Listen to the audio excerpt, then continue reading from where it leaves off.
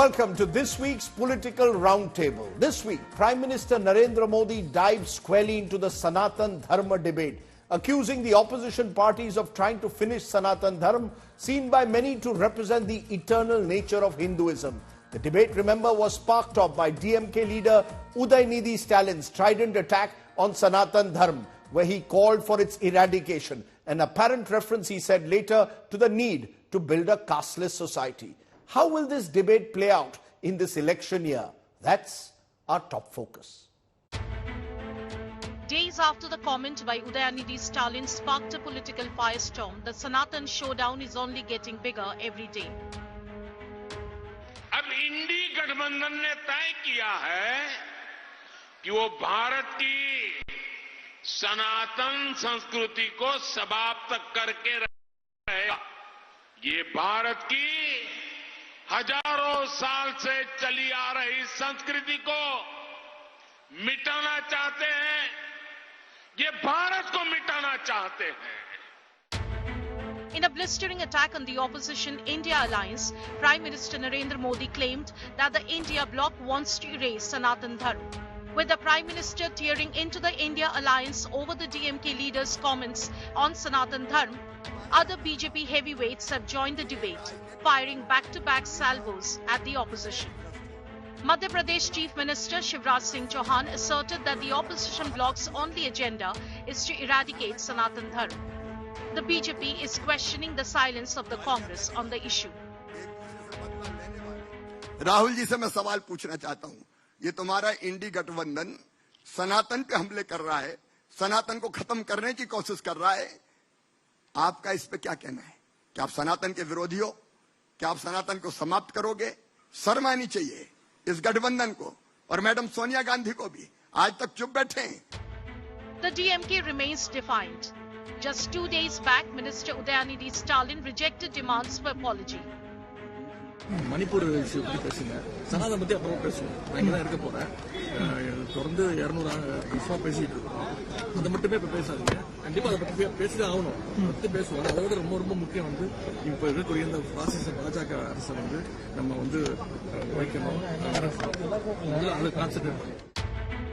A Madras High Court lawyer has moved the Supreme Court seeking a directive restraining DMK leaders from making hate speech. The petitioner has demanded an investigation into the meet that debated eradication of Sanatan, where Udhayanidhi made the comment. With elections in 3 Hindi heartland states later this year, DMK's attacks on Sanatan Dharma have put the Congress in a spot. Bureau Report, India Today.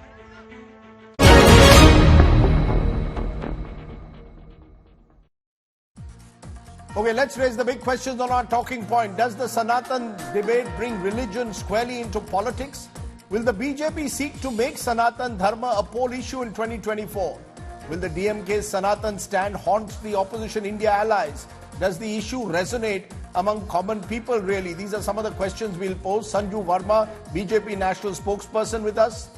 Sanjay Jha, he is of course a former Congress spokesperson based in Mumbai. Sumant Raman, political analyst based in Chennai. 2 special guests, Dr. Suraj Yengde, Harvard-Oxford scholar, studies Dalit Bahujan politics and society closely, and Dr. Ramu Manivanan is visiting professor at the International Studies School, University of Denver, former professor of head of political science, University of Madras. Let's get Dr. Manivanan first, because Dr. Manivanan, this debate has really started, triggered off by Udhayanidhi Stalin's debates, which are now being picked up by the Prime Minister, by others. His comments on Sanatan Dharma have been seen by the BJP and many others as offensive, to link a religion to dengue, malaria. How do you see it? Do you believe this is Dravida identity politics speaking out, or do you believe Udhayanidhi Stalin went a step too far? I don't think that, this Udhayanidhi Stalin has went a step further, or this debate has been there in India for a very, very long time.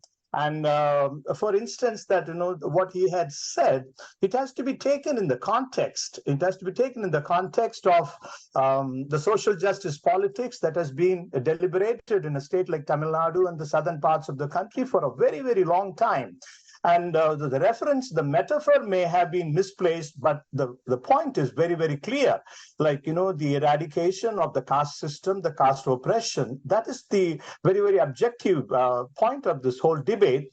And in a way that how this is being turned into a kind of like, the references to genocidal violence and eradication of the Hindus. And these are all the twists and turns and interpretations with a political motivation. But why don't we place this debate in a perspective like Sanatana Dharma versus social justice? Let's remove this dengue and the disease point. Like, if people feel offended by references to the dengue and the references to the mosquitoes and the fever, but imagine the conditions of people, the oppressed people, for over centuries and centuries, and what has been the condition of these people. So you're saying he was trying to focus on the social justice movement, but the metaphors used were clearly very, very deeply unfortunate and regrettable, Sumant Raman. Do you believe Udhayanidhi Stalin and then A. Raja simply went out of control? A. Raja likening Sanatan Dharma to AIDS. Do you believe these are deliberate and therefore, or do you believe it is, as is being suggested by the professor, part of a continuum? This is how Dravida politics has expressed itself. Rajdeep, first of all, we have to understand that Udhayanidhi did not say anything that has not been said by his seniors in the DMK and his predecessors from the parent party, the DK and so on, all for the last 55 to 60 years. The Dravidian movement is essentially a movement of wealthy, landed, so-called intermediate communities, removing the oppression, oppression as it were portrayed of the Brahmins, and replacing it with their own oppression of the Dalits by the intermediate caste. So this whole Dravidian movement is as much a movement based on a hateful ideology and with the garb and the cover of social justice which is put there. So it's very similar in many ways to Hindutva. In fact, I have multiple times said they are two sides of the same coin, except that their targets of hate are different. Now, the point is, Mr. Udhayanidhi Stalin did not say, I want to eradicate caste. He said we must eradicate Sanatana Dharma. That is where the problem comes in, because the perception of the term Sanatana Dharma is quite different in Tamil Nadu as propagated by the DMK and different in the rest of the country. And even within Tamil Nadu, there are people who don't accept that Sanatana Dharma is actually the caste system. But there is a very big debate which happens on that. Now, my point is, why after this was called out, the BJP knows the DMK has been saying the same thing for decades. They never made a big issue of this earlier. Suddenly, before the election time, this becomes a national issue. Everybody from the Prime Minister, Defense Minister, Finance Minister, Home Minister, everybody talks about it, and it becomes an election campaign issue. The loser in this is not the DMK. The DMK is not saying anything new, and they know that it will not create even a minor dent in their vote bank. It may consolidate their vote bank. It will also appeal more to they believe that it may appeal to the minorities as well, who are solidly behind them. The loser will be the Congress, and not in Tamil Nadu, but in the Hindi belt. And the fact that the DMK has continued to double down on the same thing, even after it was pointed out, to me, I don't think it's an accident. There is some plan behind this whole thing, and I'm sure that in the weeks or months ahead, we will come to know why they are doubling down on it, in spite of knowing that it is going to embarrass the Congress, it is going to embarrass the Shiv Sena, it is going to embarrass JDU, it is going to embarrass so many other members of the alliance. Okay. Sanju Verma, embarrassing or not, the BJP has gone on the front foot on it. Prime Minister Narendra Modi yesterday saying the opposition is plotting to finish Sanatan Dharma. Is the BJP now going to use what Udhayanidhi Stalin said to, suggest Hindu khatre mein hai, project the opposition as anti-Hindu? Is that a bit of a stretch to suggest, based on Udhayanidhi Stalin's statement, which, as both my guests have said, is part of the Dravida ideology? This is statements they've been making for the longest time. They'll say this goes back to Periyar, this staunch attack on what is seen as Brahminical Hinduism. Okay, now let me just make a couple of points very clear. Suppose I do not like Rajdeep Sardesai's style of journalism. Should I say I want Rajdeep Sardesai's head on the platter? Suppose Rajdeep Sardesai does not like the fact that Sanju Verma is a huge Andhabhakt and a Modi Bhakt, should he say that I want to cancel out Sanju Verma and I don't want her on my shows, chop off her head? The limited point I'm making is, suppose you don't like a certain aspect of a certain religion. Are you going to say do away with and eradicate, annihilate the entire religion? Udhayanidhi Stalin and A. Raja did not say eradicate the caste system within Hinduism. They said eradicate Sanatan Dharma. So there is a difference. Let's not try to be cleverer by half. There is a difference between saying eradicate Sanatan Dharma and eradicate Sumant Raman ma'am is saying that Sanatan Dharma has a very different context and connotation in Tamil Nadu than it has in the rest of the country. Can I finish? Did you interrupt any of your other panelists? Please do. Why do you have this bad habit? Or should I keep quiet? You can go ahead. I will not talk because you don't give the BJP. Please do not interrupt me, Rajdeep Sardesai. Okay, go ahead, ma'am. I'm not Thank you. Yes. Friday night, I'm in a very leisurely mood. Go ahead. Go ahead, ma'am. Once you're done with your, jocular Friday night churlish behavior, I will come in. Because, I notice that you have nothing of importance to say when the others are Ma'am, talking, I'm asking you, ma'am, let's not do this again. Let's not make it personal. I ask you again. Do you believe that Sanatan Dharma, as used by Udhayanidhi Stalin, is in a way, according to those in the Dravida movement, very different from the way Sanatan Dharma is perceived in North India? I just want to ask you one thing. Why should I take lessons on Sanatan Dharma from Udhayanidhi Stalin, who is a crypto-Christian? Why should I, as a practicing Hindu, take lessons on Sanatan Dharma from A. Raja, who's a baptized Christian and who still has the audacity to contest the last 3 consecutive Lok Sabha seats from the Nilgiris, which is a seat reserved for scheduled caste and Dalits? As a practicing Hindu, why should I take lessons on Sanatan Dharma from another crypto-Christian, T.R. Balu, who's a DMK leader and who, a couple of years back had said that all Hindus and practicing Hindus are equal to terrorists? Should I take lessons on Sanatan Dharma from people who say that we don't like the caste system within Hinduism, but this is the same lot which has never spoken against polygamy within Islam, which has never spoken against halala within Islam, which has never spoken about the fact that when the rest of the world, including major Islamic nations, are saying that hijab is a regressive piece of clothing, this is the same lot which under the garb of choice says hijab is progressive. Should I take lessons on Sanatan Dharma from people like Priyanka Khadge, whose father, Mallikarjun Khadge, who happens to be the Congress president, said on the eve of 2019 elections, इस बार मोदी को हराना है, नहीं तो यदि नरेंद्र मोदी दोबारा सत्ता में आए तो हिंदू राष्ट्र बन जाएगा. Who brought religion into politics?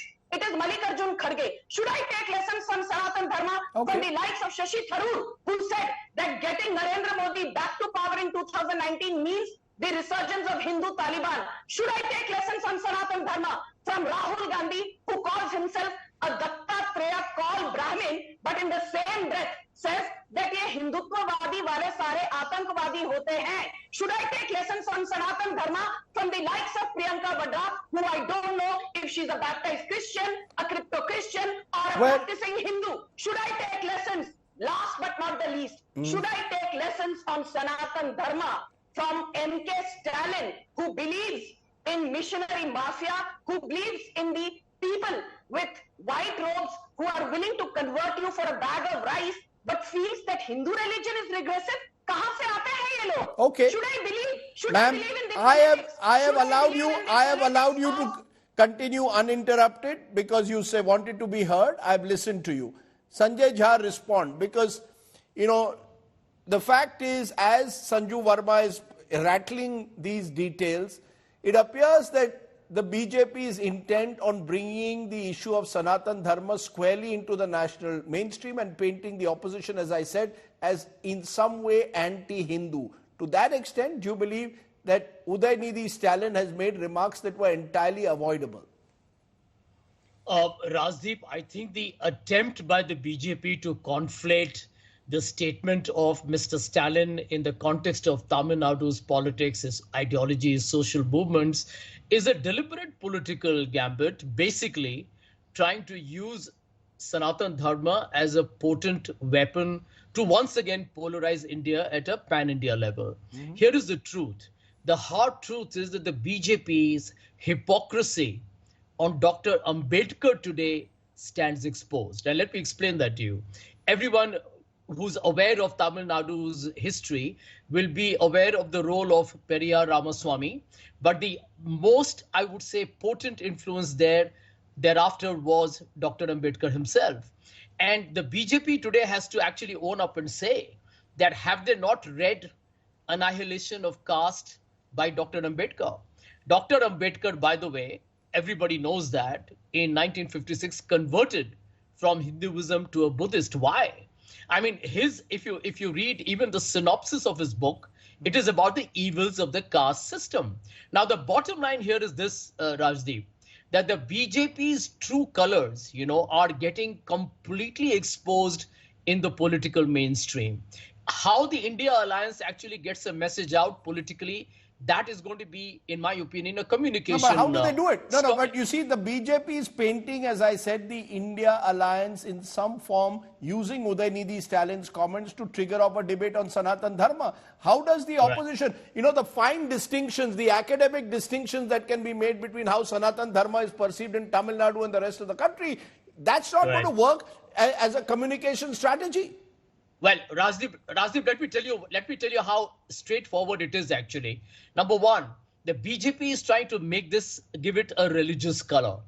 What the India Alliance needs to do is to tell the people of India that here is a desperate political party, which has been, in my opinion, a monumental disaster on all fronts, trying to use basically the lessons of Dr. Ambedkar against the evils of the caste system, and go and tell the people of India, especially those who are not belonging to the upper caste, as to how the BJP basically plays, in my opinion, social discrimination and what I call as political marginalization of several sections of India into a political tool. I mean, this is what the India Alliance needs to go and tell the Dalits. So you're saying that the India Alliance can turn this on its head by suggesting that the BJP is essentially still a very Brahminical Hindu party, that it still is against OBCs and Dalits, and OBCs in particular, because remember, the OBCs are now the critical section of Indian politics. But Dr. Suraj Yagde, we've heard more than once. Can I quickly come in? 1 minute, ma'am. We've heard more than once Ambedkar's name being mentioned. How do you see this playing out in the context of Dalit OBC, Dalit Bahujan politics, which has become far more important and assertive than ever before in India? Are they concerned about seeing this Sanatan Dharma debate playing out in the manner that it is, according to you? Rajdeep, it's good to see you too. I think the contemporary political scope that we are kind of placing it within India versus the rest kind of alliance, Modi, BJP versus Congress, we have to understand the crux of the debate has to do with what is termed as Sanatan Dharma. It's not the Dravidian, in a sense, of the political cadre that has coined or brought out this notion. It is one of the Tamilian but Dalit politician of the VCK party, Tolu Tilumavaravan, who has coined the term Sanatan Dharma. In fact, he has written an entire book about a decade or so ago, the title of the book is Uprooting the Sanatan Dharma. And in that, he really takes a look at what it really means to be at the bottom of the society and yet look at the values that Constitution offers us. And in its own sense, Dr. Ambedkar himself, and if you go through writings, but more particularly riddles in Hinduism, which really created much more debate. And ironically, Shiv Sena was somebody that was up against the publication of riddles in Hinduism. And that's where Dr. Ambedkar's genius has come to fore. What Dr. Ambedkar is looking at when it comes to Sanatan, what we mean is absolute, eternal kind of continuity, unchanging values of a person within a certain religious order. But Dr. Ambedkar goes and, in his own linguistic expertise, what he does is he looks at what it meant to be a person in the Vedic era, as opposed to transcending into an Upanishadic era, where Vedic era was clearly slaughter of animals, cows, and consumption of meat of horses and cows and so forth. The bovine was considered central to that economy. And then in Upanishad immediately, which is in opposition to the rise of Buddha's Dhamma, which takes an ahimsa path. So in many sense, Dr. Ambedkar is looking at the changing aspects of what we have understood. But what did happen when the Orientalists who had come to India, literally picked up on the same Brahminical interpretation and argued for the sanctity of what was named eventually as Brahmanism, and then now what we have within the broader canon of Hinduism. Now, in this entire debate, what we essentially miss out is the side of one that is given to Udhayanidhi Stalin, who is a third-generation politician, and as opposed to somebody who's coining a term to uproot. And in many sense, A. Raja again becomes a central defector in this, while he was again the person who was butted at the 2G scam, where entire 2G scam was put on his head, and now again he's quoted. The Dravidian parties in Tamil Nadu are no any purer when it comes to the politics of Dalit liberation.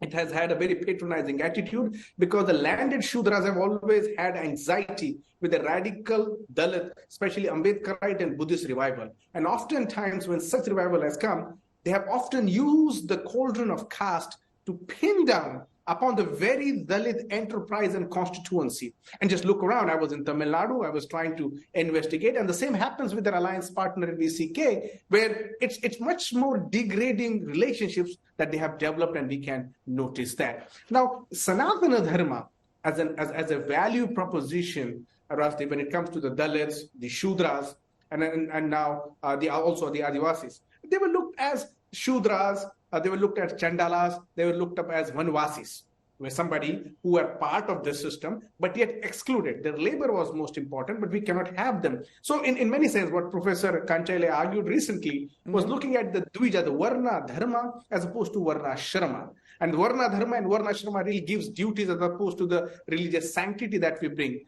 The Dalits, Shudras, and Adivasis have often looked at it as an anathema. But you see, the question is the political challenge. You know, while you've given us an excellent academic exposition of how you see Sanatan Dharma having evolved, Sumant Raman, the question is politically. As you mentioned, you know, it will cause eventually embarrassment because it can be used, you know, the term Sanatan Dharma is seen as eternal in a way to Hinduism. Therefore, if it is used in the manner and the context in which it is, with the language that it is, it can be interpreted by many as extremely offensive. And that is where the issue comes. The inability to our politicians to recognize how it plays out today. Rajdeep, that is my point as far as the Congress is concerned. And where I disagree with Sanjay Jha is that I think they missed a trick. You would notice very carefully that Kamal Nath, T.S. Singhdeo, who are all facing elections in 3 months, quickly washed their hands off. They said that they did not agree with this statement categorically. Whereas Mr. K.C. Venugopal sitting in Delhi gives a wishy-washy statement. People have rights to their freedom of expression. We respect their rights for freedom of expression. I mean, what is going on? You know that this is not going to damage the DMK. The only party that's going to get hit is the Congress. And you lose nothing by distancing yourself from these comments. After all, you are in an alliance. You are not part of the same party. Right. That party has a viewpoint. We have another viewpoint. We don't agree with Mr. Udhayanidhi's views. The matter would have ended there. You know, and they have not done it in all these days, except the few leaders in Madhya Pradesh and Hindi belt states who have sort of come out a little more vocally against it. So you think the Congress should have come out more strongly and clearly against the statements, or at least distance themselves more clearly from Udhayanidhi Stalin's statements? But Sanju Verma, you know, it's interesting, the BJP has transformed itself. It's a much more OBCized party today than it ever was. More than 113 of your MPs out of 313 are OBCs. You know, that accounts for about 37%. You have a large number of Dalit and Adivasi MPs.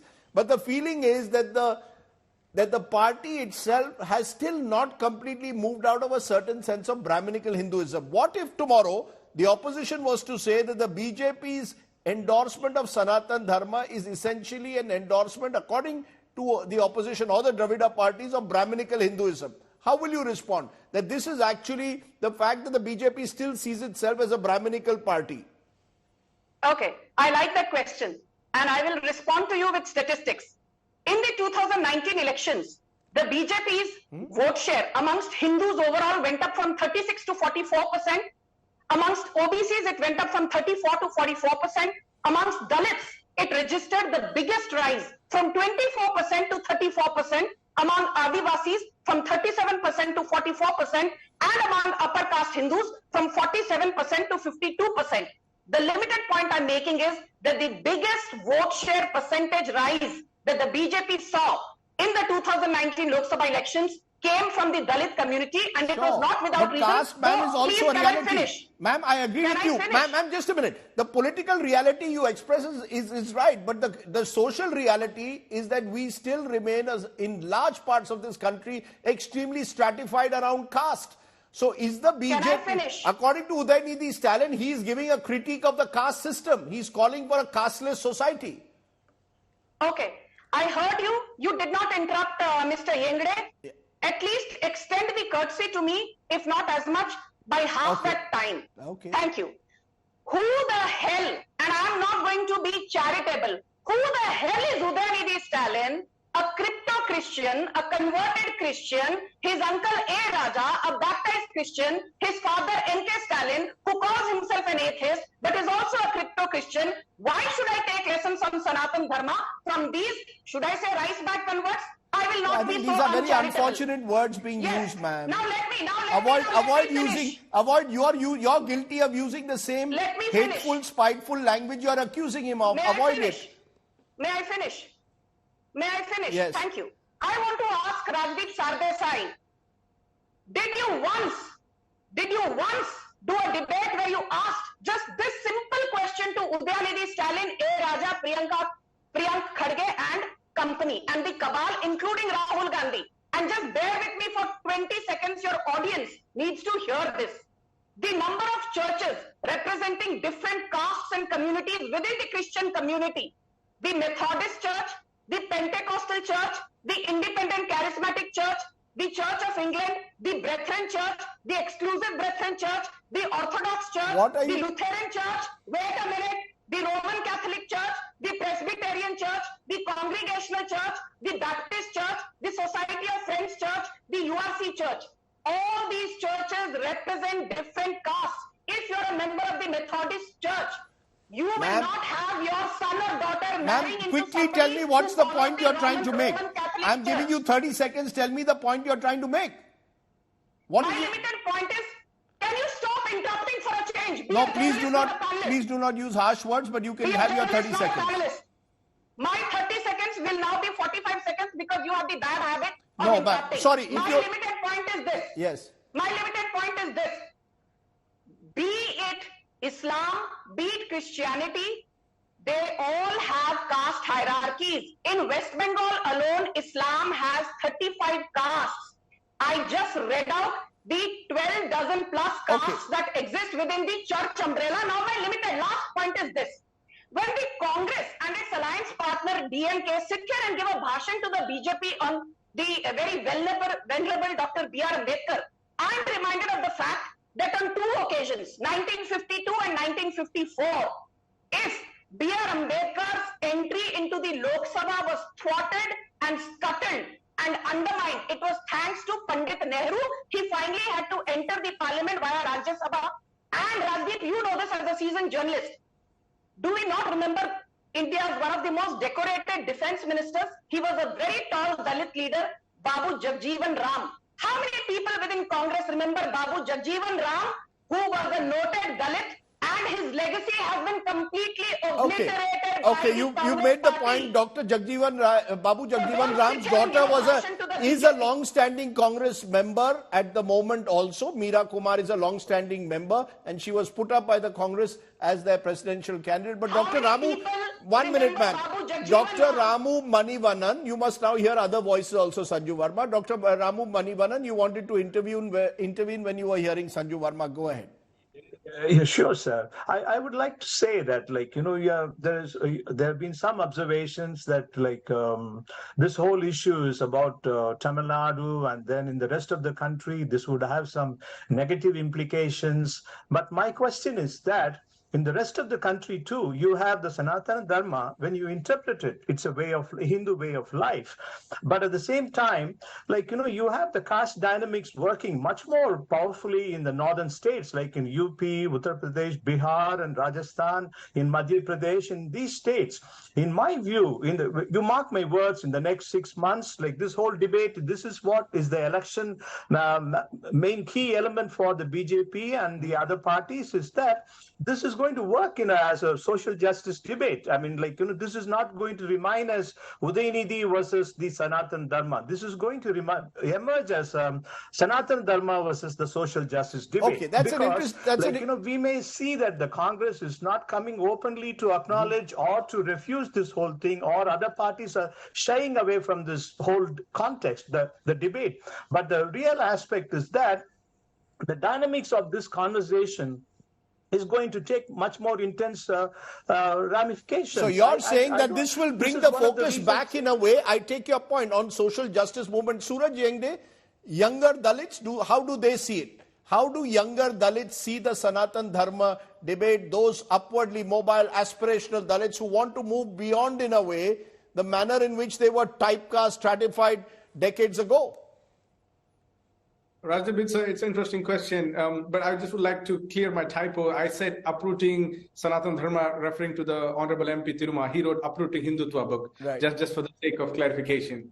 As regards your question, Rajdeep, I think the upwardly mobile Dalit discourse, in many sense, is really trying to be agnostic towards such kind of defilements that are being propagated in society. And certainly they have been victims of caste. Now, when we look at the party political decorum, Congress was no less of a Sanatani when it came to practice. It just was not with its fangs, but it was nevertheless in practice. They had their own camp, and they've been having the power to hold Sanatan into its force. No, but let me get this clear from you, Dr. Yengde. When you refer to Sanatani, you are referring essentially to Brahminical Hinduism. Is that how you see it? Absolutely. I mean, there has to be no doubt when we look at the evolution, and unfortunately the word itself has been corrupted by the same Brahminical forces, which it has then adhered. It's almost a synonymous to what we today see as degradation of women and the upholding of what we see Varnashrama Dharma, the caste system. Now, nevertheless, that the honorable person who was offering their point to say that the increase of the vote shares and to demonstrate, that doesn't really reflect the reality of what it means. And we really need to go and not really rely on something that we have seen as a telltale. So you're saying on the ground, Sanatani is still seen, according to you, even among younger aspirational Dalits, in the form of Brahminical Hinduism that is oppressive. But Sanjay Jha, the reality that was also pointed out by Sanju Verma, the truth is that large numbers of Dalit and OBCs have gravitated towards the BJP. The BJP has been much more conscious of embracing, in a way, this rise of a sort of OBC assertiveness in the last 20-25 years. Prime Minister Modi himself is an OBC. So the Congress, in a way, is caught in a bind. Some see it as anti-Hindu, others will say it's not OBC-fied itself enough. Is it in a trap? Is the Congress caught in a trap? Where to go in this Sanatan Dharma debate?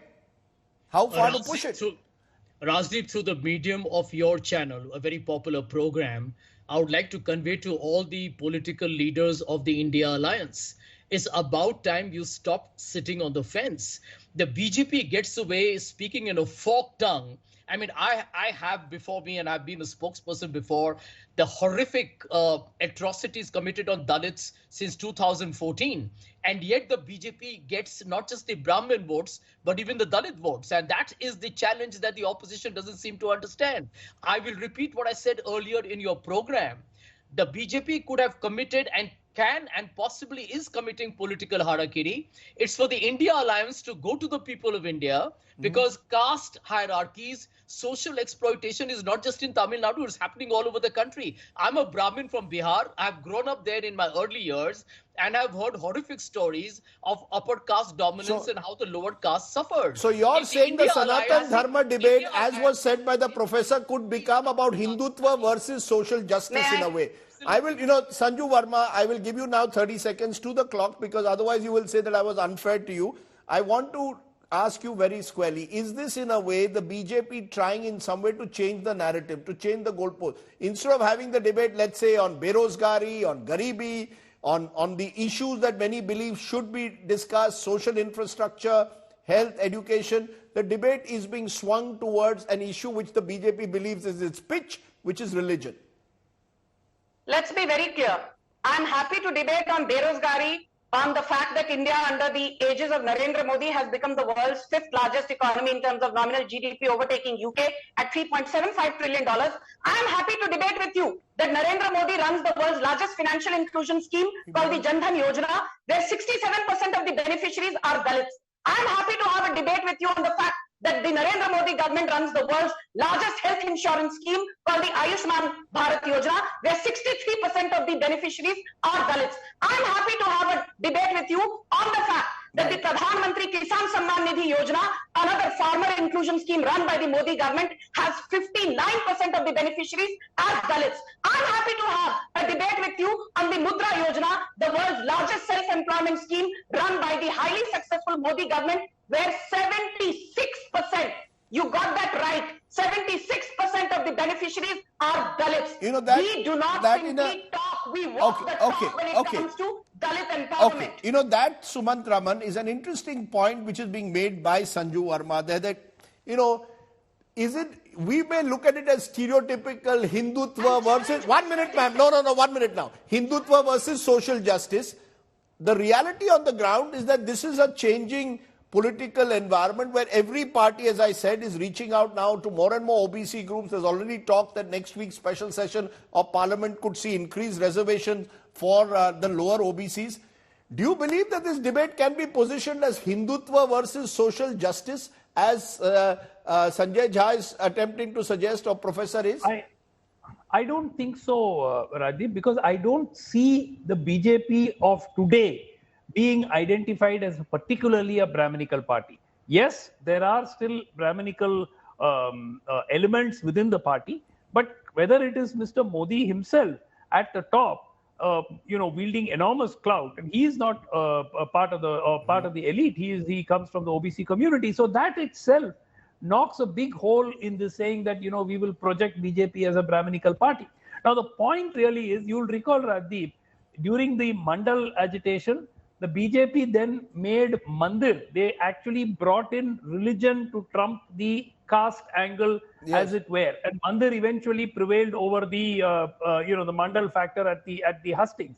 Now here is Sanjay Jha, what he is basically suggesting is to try to reverse that, and try to bring back caste differences to sort of to the fore, and push these religious polarization that the BJP has very successfully done, by the way, over the last so many years, to push it to the background. The point is, painting the BJP as a Brahmin party when it has an OBC head who basically calls almost all the shots is not going to wash. And the whole problem for the Congress is it is now stuck in no man's land. Earlier, they did take a good stance of at least going temple hopping, saying that, look, we are not anti Sanatan Dharma as it is perceived in the Hindi belt.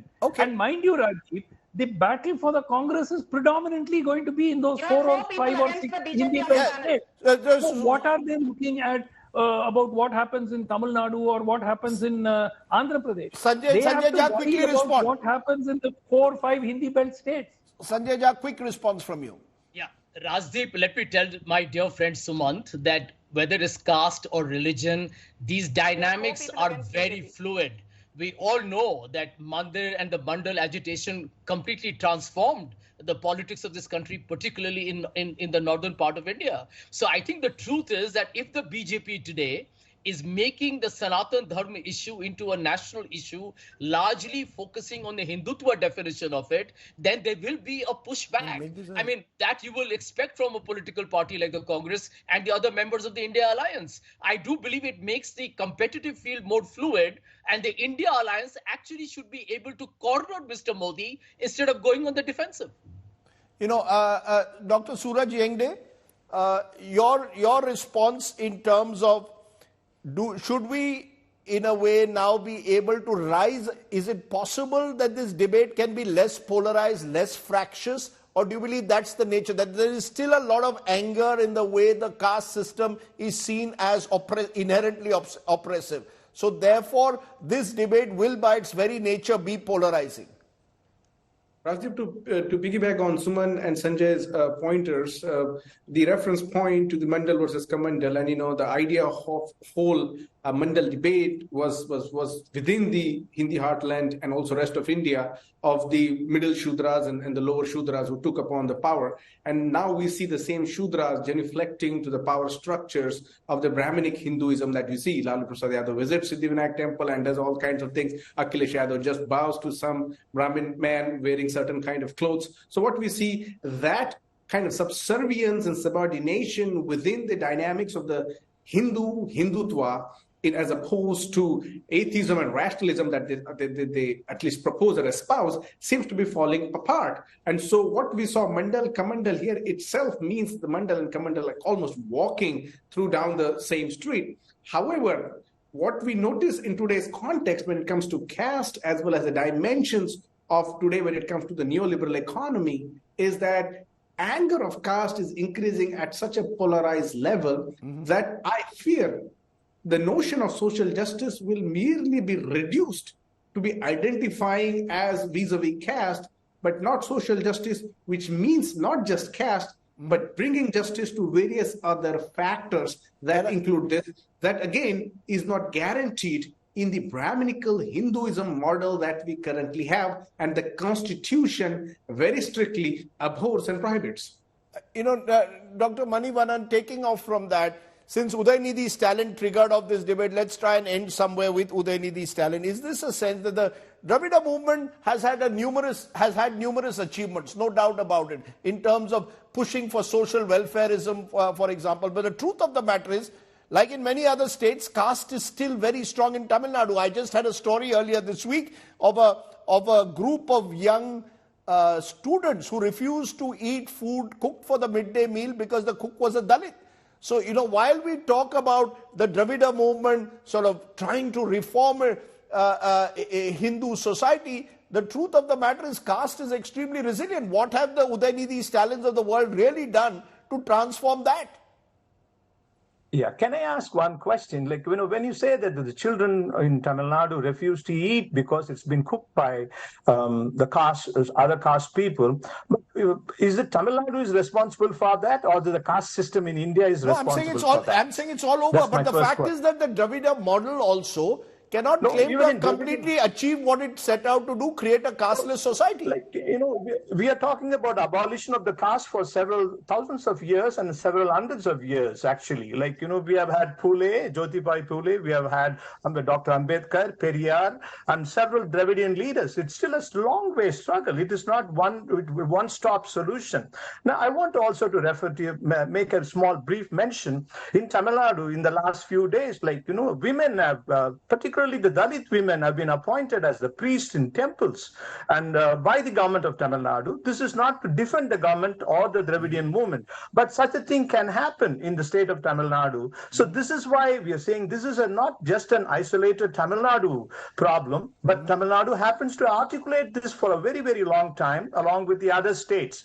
But in other states, it has always been drowned by the voices of the dominant caste and the dominant political system. But in Tamil Nadu, that another Dravidian narrative has taken over. So, this is not to say that the BJP or the Congress, but this is a national problem, but where the voice rises is you'll have to see it in the national context, and also the entire the debate has to be seen in terms of not about against the Brahminical community or the OBC's power or the Dalit status, but it has to be seen in context of spreading the distributional justice and taking the justice further and forward. If you look at this debate in that context, I certainly, but in terms of political contest and competition, there will always be very aggressive narratives. But what I see in this situation is that this is an election year, and this is like, even if the Congress wants to avoid this debate, there is no way that BJP will let this debate slip out of its hand. Okay. But it has to be just seen in a way as to be beyond the Congress. There are parties like Rashtriya Janata Dal and Samajwadi Party, and then the Bahujan Samaj, and all these parties have to address this narrative. And this is why I think this debate is even whether at one time it was seen as like in India, Hindutva versus the other religions. But inside now the Sanatan Dharma, it's inside the Hinduism. This debate has to be take its logical course. I'm getting two more. I'm getting two more fingers. One Sumant Raman and then Sanju Verma. Don't worry, be patient. I will come to you first, Sumant Raman. Yeah, Rajdeep, look, the objective of the Dravidian movement, to call it caste, eradication of caste, is the biggest hoax that anybody can play.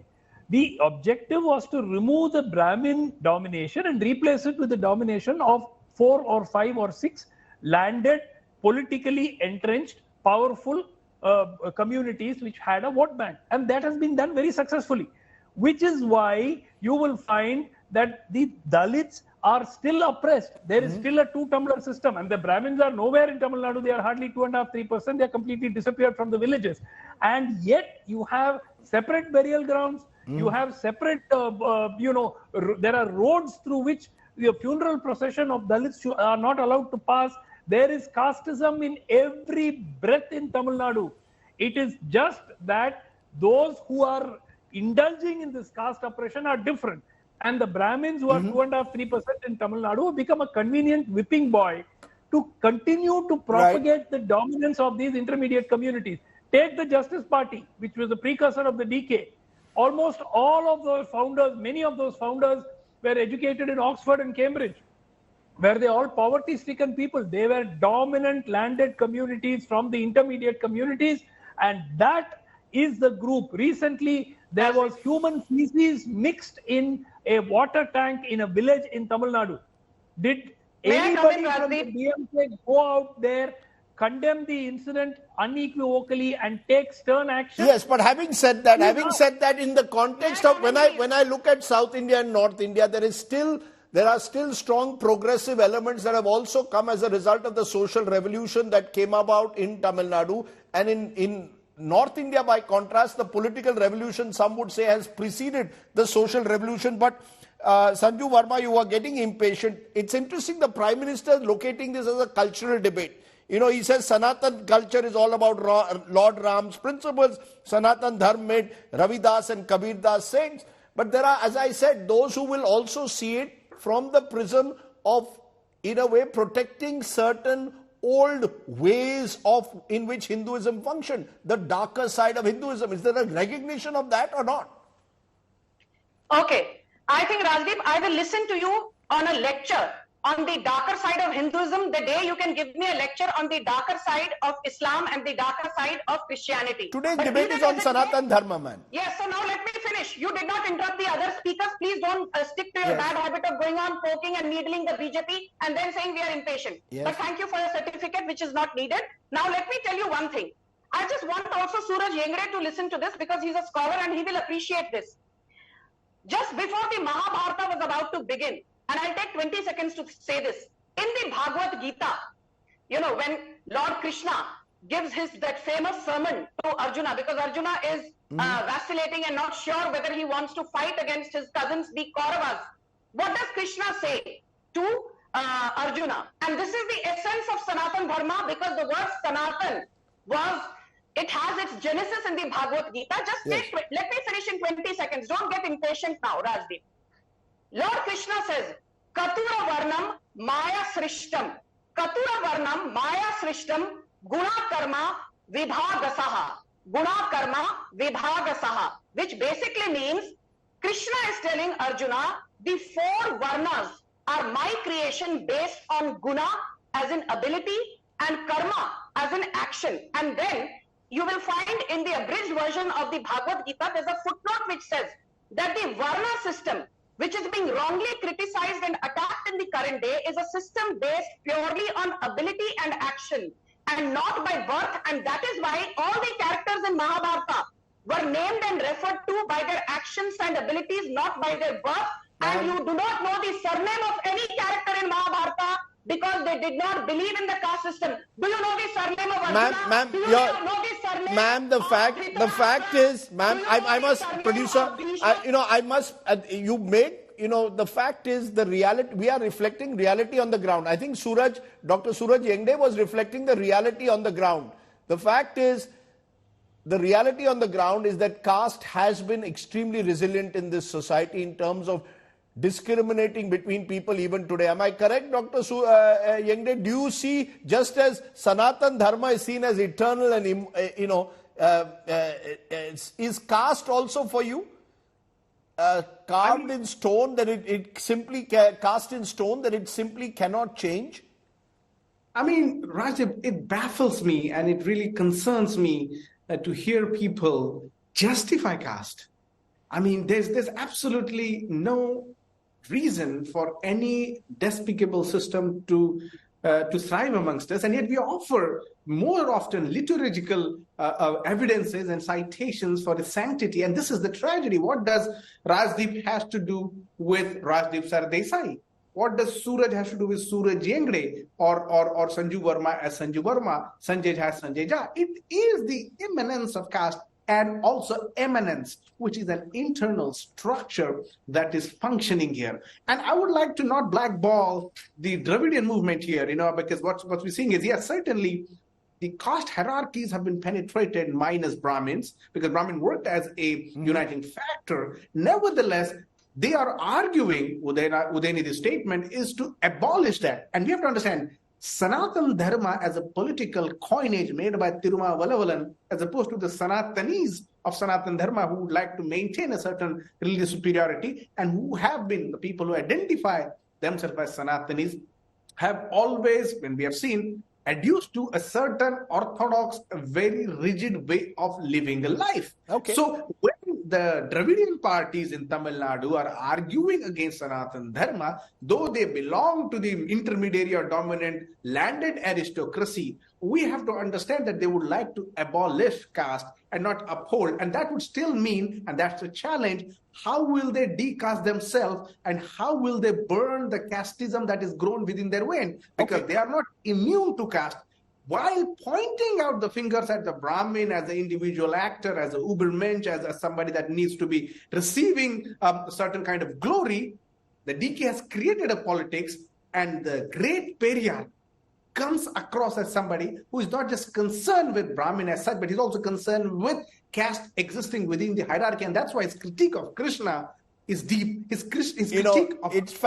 It's fascinating listening to you, Dr. Yengde, because it is important to have these alternate narratives. And I think that is what this debate reflects, that the debate is not black and white. It's far more complex. Politicians tend to reduce debates to black and white and thereby polarize us. These are debates which are multi-layered, that work at different levels. Maybe the language and the context perhaps could have been explained far better and thereby perhaps made sure that it became less polarizing. But I appreciate all my panelists joining us today. This has been the round table on an issue which perhaps will continue to rumble right through this election season. This was the Political Rumble. Thanks very much for joining us here on it. Goodbye. Good night. Jai Hind. Namaskar.